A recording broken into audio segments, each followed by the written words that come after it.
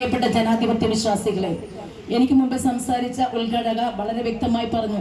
ഇന്ന് നാം അനുഭവിക്കുന്ന ബുദ്ധിമുട്ടുകൾ ഈ രാജ്യത്തിന്റെ ഭരണപരാജയം കണ്ടുകൊണ്ട് തന്നെയാണ് ഈ 10 വർഷം നമ്മൾ കടന്നു പോയിട്ടുള്ളത്. പ്രിയപ്പെട്ടവര്, പെൻഷനുമായി ബന്ധപ്പെട്ട് പറയുകയാണെങ്കിൽ കഴിഞ്ഞ ദിവസങ്ങളൊക്കെ പത്രമാധ്യമങ്ങൾ വീഡിയോയിലൊക്കെ ന്യൂസിലൊക്കെ കാണുന്നു, ഉമ്മൻചാണ്ടിയുടെ ഭരണകാലത്ത് 18 മാസം പെൻഷൻ കുടിശ്ശികയായി കിടക്കുന്നു. പ്രിയപ്പെട്ടവർ, നിങ്ങളൊന്നും മനസ്സിലാക്കണം, ശ്രീമാൻ ഉമ്മൻചാണ്ടി വന്നതിന് ശേഷം മാത്രമേ പ്രിയപ്പെട്ട ഇവിടെ ഈ രാജ്യത്തുള്ള അല്ലെങ്കിൽ സംസ്ഥാനത്തുള്ള അമ്മമാർക്ക് വരുമാന പരിധി ഉയർത്തിക്കൊണ്ട് 1 ലക്ഷം രൂപ വരുമാനമുള്ള സമയത്തൊക്കെ ഈ നാട്ടിലെ അല്ലെങ്കിൽ സംസ്ഥാനത്തെ കുറെ അമ്മമാർക്കും അച്ഛന്മാർക്കൊക്കെ പെൻഷൻ കിട്ടുന്നതിന് കാലതാമസമുണ്ട്. പക്ഷേ ശ്രീ ഉമ്മൻചാണ്ടി 2010-11 കാലഘട്ടങ്ങളിലേക്ക് ഭരിച്ചു വരുമ്പോൾ അന്നത്തെ നിരവധി മുനിസിപ്പാലിറ്റികളും പഞ്ചായത്തുകളൊക്കെ റെസൊല്യൂഷൻ പാസ്സാക്കിക്കൊണ്ട് പ്രിയപ്പെട്ട ഈ സഹോദരി അമ്മമാർക്കും അച്ഛന്മാർക്കും ഒക്കെ തങ്ങളുടെ കുടുംബവുമായി ബന്ധപ്പെട്ട് മക്കൾ തങ്ങളുടെ കുടുംബവുമായി ബന്ധപ്പെട്ടുകൊണ്ട് വരുമാന അല്ലെങ്കിൽ നിരവധി സാധനങ്ങൾ വിലക്കയറ്റമൊക്കെ കൊണ്ട് ബുദ്ധിമുട്ടുമ്പോൾ തന്റെ അമ്മയ്ക്കും അച്ഛനും ഒരു നേരത്തെ മരുന്ന് വാങ്ങാൻ സാധിക്കാത്ത സമയത്ത്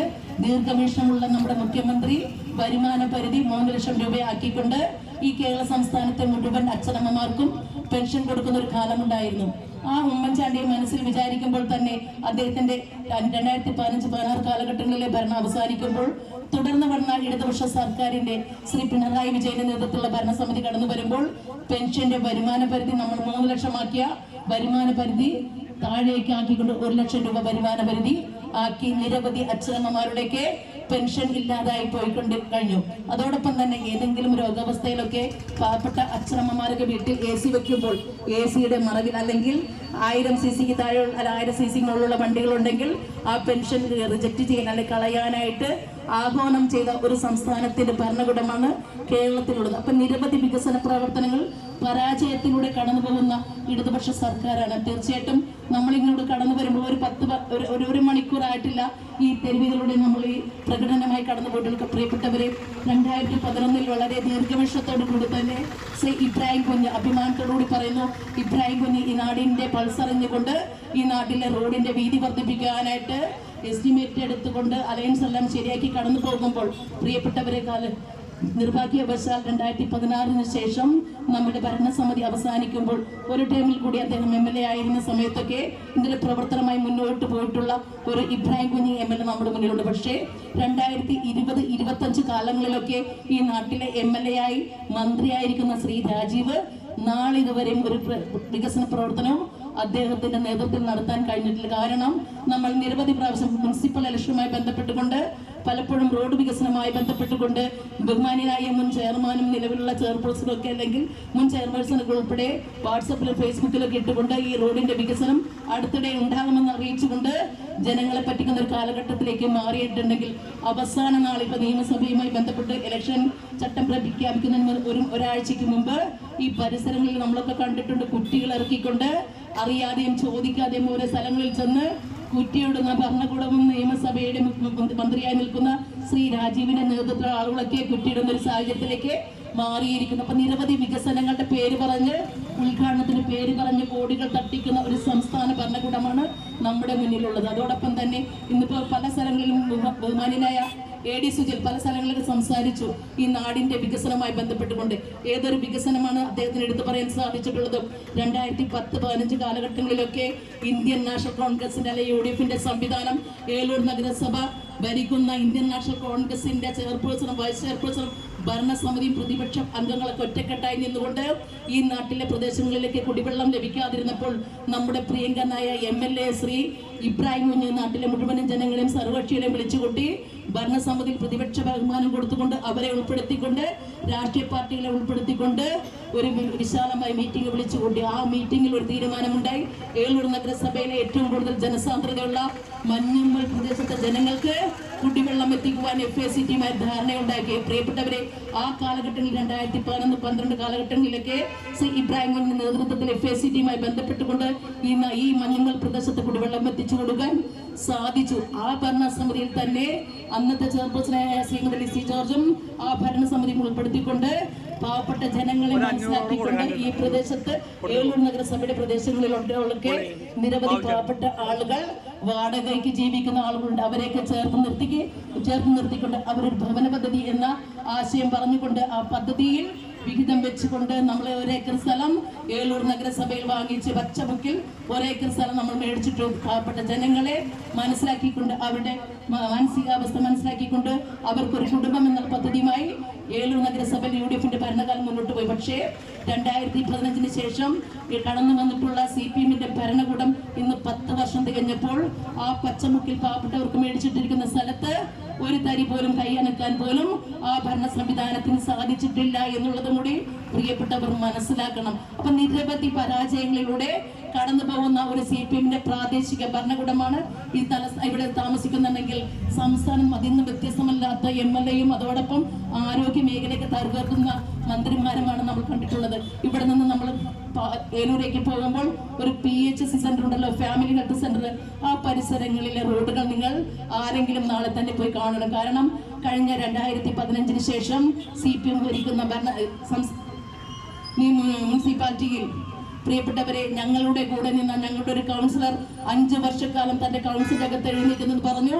പ്രിയപ്പെട്ട ചെയർമാനെ, ഭരണസമിതി ഞങ്ങൾക്ക് ഫാമിലി ഹെൽത്ത് സെന്ററിലേക്ക് പോകുന്ന ആ പ്രദേശം ടാർ ചെയ്തു തരണമെന്ന് ആവശ്യപ്പെട്ടപ്പോൾ 2021 കാലഘട്ടങ്ങളിലൊക്കെ ശ്രീ MLA ആയ ശ്രീ രാജീവിന്റെ ഫണ്ട് ഉപയോഗിച്ച് 25 ലക്ഷം വെച്ചുകൊണ്ട് പദ്ധതിയിൽ മാറ്റിവെച്ചു. പക്ഷേ ചെയർമാൻ ആരോട്, പ്രിയപ്പെട്ട ഏതെങ്കിലും ഒരു സഖാവിനോട് വിരോധത്തിന്റെ പേര് പറഞ്ഞ് ആ റോഡ് പണി അവിടെ അവസാനിക്കാൻ സാധിച്ചു. പക്ഷേ പലപ്പോഴും MLA ഫണ്ട് ഉപയോഗിക്കാൻ പറ്റാത്ത പാവപ്പെട്ട പ്രതിപക്ഷവും ഭരണപക്ഷവും വിഷമിക്കുന്ന ഒരു സാഹചര്യത്തിലേക്ക് മാറിയിരിക്കുന്നു. പക്ഷേ ആ കാലഘട്ടത്തിലും MLAയുടെ ഫണ്ട് ഉപയോഗിക്കാനായിട്ട് പ്രിയപ്പെട്ട കൗൺസിലർക്ക് സാധിച്ചിട്ടില്ല.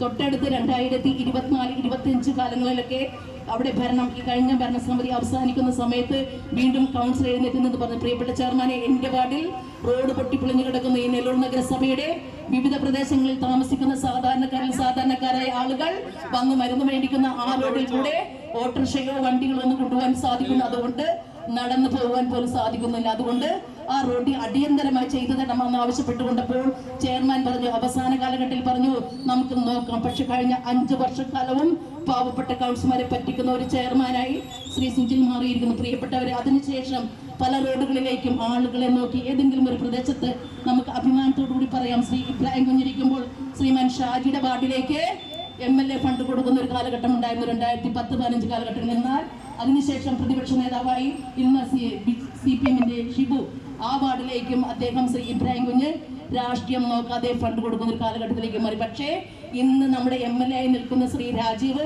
ഏതെങ്കിലും ഒരു മെമ്പർമാരുടെ വാർഡിലേക്ക് ഏതെങ്കിലും ഒരു തരത്തിലേക്കുള്ള ഫണ്ട് കൊടുക്കാൻ അദ്ദേഹത്തിന് സാധിച്ചിട്ടുണ്ടോ എന്ന് നിങ്ങൾ അന്വേഷിച്ച് നോക്കണം. പുതിയ റോഡ് ഒരു മെമ്പറുടെ പേരിൽ 3-4 വാർഡുകളിലെ വെള്ളം കൂടി മുട്ടിച്ചുകൊണ്ട് അവരുടെ കൂടെ നടക്കുന്ന ഒരു കൗൺസിലർക്ക് ഇന്ന് ഞാൻ പേര് പറയാൻ ആഗ്രഹിക്കുന്നില്ല. പക്ഷേ ആ സ്റ്റാൻഡിംഗ് കമ്മിറ്റി ചെയർമാൻ്റെ ആ പ്രദേശത്തെ ആ വാർഡിലേക്ക് നിരന്തരം ഓഫീസുമായി ബന്ധപ്പെട്ട് കൂടെ സഹകരിക്കുന്ന ഒരു CPMന്റെ സഖാവായതുകൊണ്ട് ബാക്കി 3-4 വാർഡുകളിലെ കുടിവെള്ളം നഷ്ടപ്പെടുത്തിക്കൊണ്ട് ആ മെമ്പറിന്റെ വാർഡിലേക്ക് കുടിവെള്ളം കൊടുക്കുന്ന ഒരു MLA ആണ് നമ്മുടെ നാട്ടിലുള്ളത്.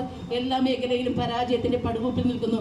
പ്രിയപ്പെട്ടവരെ, കഴിഞ്ഞ ദിവസം ഞങ്ങളുടെ മുനിസിപ്പാലിറ്റിയുമായി ബഡ്ജറ്റുമായി ഞങ്ങൾ കടന്നു ചെന്നു. പക്ഷേ ബഡ്ജറ്റിൽ പോലും കള്ളത്തരങ്ങൾ മാത്രം എഴുതി ചേർച്ച കണക്കുകൾ പോലും പറയാൻ പറ്റാത്ത ഒരു സാഹചര്യത്തിലേക്ക് പ്രാദേശിക ഭരണകൂടം മാറിയിരിക്കുന്നു. അത്തരം മേഖലകളിലൊക്കെ പരാജയം സംഭവിക്കുമ്പോൾ ഇന്ത്യൻ നാഷണൽ കോൺഗ്രസിന്റെ UDFന്റെ സംവിധാനവും ഈ രാജ്യത്തെ ജനങ്ങളോട് പറയുന്നു, ഇന്ത്യൻ നാഷണൽ കോൺഗ്രസിന്റെ ഭരണം വരും 100 സീറ്റ് പിടിച്ചുകൊണ്ട് അധികാരത്തിലേറുമ്പോൾ പ്രിയപ്പെട്ടവർ നിങ്ങൾ മനസ്സിലാക്കണം, എനിക്കും നിങ്ങൾക്കൊക്കെ സമാധാനമായി സഞ്ചരിക്കുവാനും ഈ നമ്മുടെ രാജ്യത്തിന്റെ സമാധാനം നിർത്തുവാൻ വേണ്ടി ഇന്ത്യൻ നാഷണൽ കോൺഗ്രസിന് അല്ലെ UDFന്റെ സംവിധാനത്തിന് മാത്രമേ സാധിക്കുകയുള്ളൂ എന്ന് മനസ്സിലാക്കിക്കൊണ്ട് ഏറ്റവും പ്രിയങ്കരനായ നമ്മുടെ പ്രിയപ്പെട്ട നമ്മുടെ നല്ലൊരു MLA ആയിരുന്ന നല്ലൊരു മന്ത്രിയായിരുന്ന ആ പിതാവിന്റെ മകനാണ് ശ്രീ ഗഫൂർ.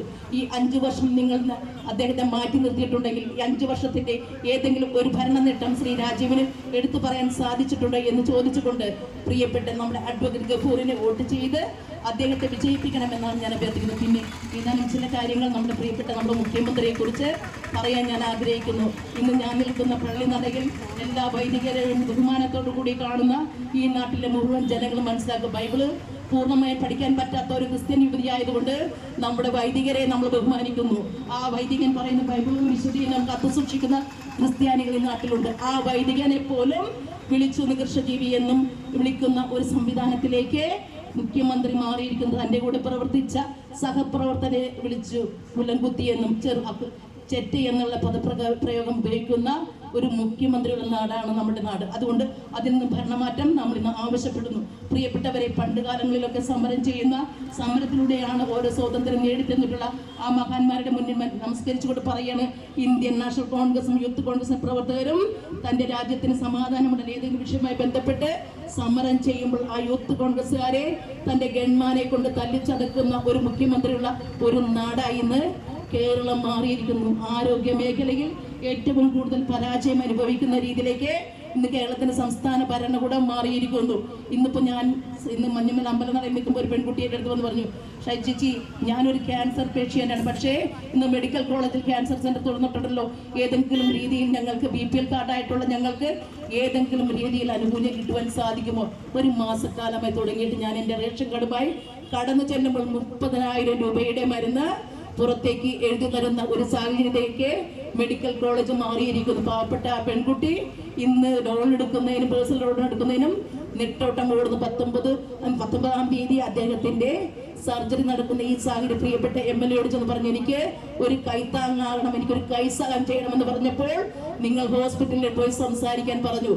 പക്ഷേ പണ്ടൊരു MLA ഉണ്ടായിരുന്ന ശ്രീ ഇബ്രാഹിം കുഞ്ഞ്, അദ്ദേഹത്തിന്റെ അടുത്തേക്ക് ഒരു പാവപ്പെട്ടവനല്ല രോഗിയായ ഒരാൾ കടന്നു ചെല്ലുമ്പോൾ സാന്ത്വനത്തിന്റെ കരലാളമായി, സ്നേഹത്തിന്റെ കാരുണ്യത്തിന്റെ കരുതലായി അദ്ദേഹം തന്നോട് ചേർത്ത് നിർത്തിക്കൊണ്ട്, ആ പ്രിയപ്പെട്ട രോഗികളെ ചേർത്ത് നിർത്തിക്കൊണ്ട് 2 ലക്ഷം രൂപയും 1 ലക്ഷം രൂപയും ആവശ്യമുള്ള പണം കണ്ടെത്തിക്കൊണ്ട് സർജറിക്ക് കാരുണ്യ പ്രവർത്തനത്തിലൂടെ കൊടുക്കാൻ സാധിച്ചിട്ടുള്ള ഒരു MLA ഉണ്ടായിരുന്ന ഒരു നാടാണ് ഏലൂർ കളമശ്ശേരി. ആ കളമശ്ശേരിയിൽ ബഹുമാന്യനായ ശ്രീ ഇബ്രാഹിം കുഞ്ഞ് ചെയ്തിട്ടുള്ള പ്രവർത്തനങ്ങൾ മാത്രം നിങ്ങൾ മനസ്സിലാക്കുക. ജാതി മത വ്യത്യാസമില്ലാതെ, രാഷ്ട്രീയം നോക്കാതെ ഏതെങ്കിലും ഫണ്ട് കൊടുത്തിട്ടുണ്ടോ എന്ന് അറിഞ്ഞാൽ നമുക്ക് ഏറ്റവും ബഹുമാനത്തോട് പറയും, നമ്മുടെ പ്രിയപ്പെട്ട MLA ആയ ശ്രീ ഇബ്രാഹിം കുഞ്ഞ്. അദ്ദേഹത്തോട് എന്നും കടപ്പാടുള്ള ജനങ്ങളാണ് നമ്മൾ ഓരോരുത്തരും. ഏതാനും ഇന്ന് ഈ രാജ്യം കാണുന്ന സംസ്ഥാനത്തിലെ വഴിയോരങ്ങളിലുള്ള പാലങ്ങളൊക്കെ കാണുമ്പോൾ അഭിമാനത്തോട് പറയാം, ഇന്ത്യൻ നാഷണൽ കോൺഗ്രസ് അല്ല UDF സംവിധാനം കൊണ്ടുവന്നിട്ടുള്ള ഭരണ നേട്ടങ്ങൾ മാത്രമാണ്. ഏതെങ്കിലും ഒരു ദിവസം അല്ലെങ്കിൽ ഏതെങ്കിലും ഒരു കാലത്ത് നമ്മുടെ പ്രിയപ്പെട്ട MLA ഇബ്രാഹിം കുഞ്ഞിനെ ഏറ്റവും മാനസികമായി പീഡിപ്പിച്ചിട്ടുള്ള ഒരു MLA ആണ് ശ്രീ രാജീവ്. അദ്ദേഹം പാലാരിവട്ടം പാലത്തിന്റെ അഴിമതി പറഞ്ഞുകൊണ്ട് പാലം പൊളിയുമെന്ന് പറഞ്ഞുകൊണ്ട് അദ്ദേഹത്തിനെ മാനസികമായി രോഗിയാക്കിയ ഒരു MLA ആണ് ശ്രീ പി രാജീവ്. ആ രാജീവിനോട് ഒരു കാര്യം ചോദിക്കുന്നു, എന്നെങ്കിലും ഇത്രയും വർഷമായിട്ട് ആ പാലം ഇടിഞ്ഞു വീണിട്ടുണ്ടോ? പക്ഷേ പ്രിയപ്പെട്ടവരെ, ഞാനും നിങ്ങളൊക്കെ കടന്നു പോകത്തുള്ള സംസ്ഥാന ദേശീയപാതകളൊക്കെ ഏത് സമയത്താണ് നമ്മുടെ തലയിലേക്ക് ഇടിഞ്ഞു വീഴുന്നെന്ന് അറിയാൻ പാടില്ല. കാരണം ദീർഘവീക്ഷണമില്ലാത്ത കോൺട്രാക്ടർ കൈക്കൂലി മാത്രം വാങ്ങുന്ന ഉദ്യോഗസ്ഥരെ സപ്പോർട്ട് ചെയ്യുന്ന ഭരണകൂടമായി ഇന്ന് ഈ CPM മാറിയിരിക്കുന്നു. ഏതെങ്കിലും ഒരു സഖാവിനെ സത്യം വിളിച്ച് പറഞ്ഞാൽ ആ സഖാവിനെ കൊല്ലുന്ന കാലത്തേക്ക് മാറുന്ന അവസ്ഥയിലേക്ക് മാറുന്നു. പക്ഷെ സഖാക്കന്മാർ ഉൾപ്പെടെ പറയുന്നു, തിരിച്ച് ഇന്ത്യൻ നാഷണൽ കോൺഗ്രസും UDF സംവിധാനം തിരിച്ചു വന്നാൽ മാത്രമേ ഈ രാജ്യത്ത് സമാധാനമുണ്ട്. അതുകൊണ്ട് ഇന്ത്യൻ നാഷണൽ കോൺഗ്രസ് ചേർത്ത് നിർത്തിക്കൊണ്ട് നിങ്ങൾ ഈ പ്രാവശ്യം ജയിച്ച് ഈ രാജ്യത്തിന് സമാധാനത്തിന് പാതയിൽ എത്തിക്കുവാൻ ഇന്ന് CPM സഖാക്കന്മാരും BJP സംഘങ്ങൾ ഉൾപ്പെടെ ആഗ്രഹിക്കുന്നു. ഇന്ന് ശ്രീ പിണറായി വിജയന്റെ ഭരണം അവസാനിക്കുവാൻ ആഗ്രഹിക്കുന്ന ഈ നാട്ടിലെ അമ്മമാർ ആഗ്രഹിക്കുന്നു, കുഞ്ഞുമക്കൾ ആഗ്രഹിക്കുന്നു. ഇന്ദിര ഗ്യാരണ്ടി പറഞ്ഞുകൊണ്ട് പാവപ്പെട്ടവരെ ചേർത്ത് നിർത്തിക്കൊണ്ട് സ്ത്രീകളെ സംരക്ഷിക്കുന്ന നിയമമായി ഇന്ത്യൻ നാഷണൽ കോൺഗ്രസ് UDF സംവിധാനം കടന്നു വരികയാണ്. പ്രിയപ്പെട്ടവരെ, ഈ കടന്നു വരുവാൻ നിങ്ങൾ തീർച്ചയായിട്ടും അംഗീകരിക്കണം. കാരണം പ്രിയപ്പെട്ട ഈ സംസ്ഥാനത്ത് താമസിക്കുന്ന പാവപ്പെട്ടവരെ ചേർത്ത് നിർത്തുവാൻ കഴിവുള്ള ഒരു മുഖ്യമന്ത്രിയുള്ള നാടായിരുന്നു 2010-15 കാലഘട്ടങ്ങളിലേക്ക്. ആ ഭരണം തിരിച്ചു വരണം. എനിക്കും നിങ്ങൾക്കൊക്കെ സഞ്ചരിക്കുള്ള സഞ്ചാരയോഗ്യമായിട്ടുള്ള പാത വേണമെങ്കിൽ ഇന്ത്യൻ നാഷണൽ കോൺഗ്രസ് വേണം. ആരോഗ്യ മേഖലയെ സംരക്ഷിക്കാൻ ഇന്ത്യൻ നാഷണൽ കോൺഗ്രസ് വേണം. സമസ്ത മേഖലയും സംരക്ഷണത്തിന്റെ പാതയിലെത്തിക്കാൻ ഇന്ത്യൻ നാഷണൽ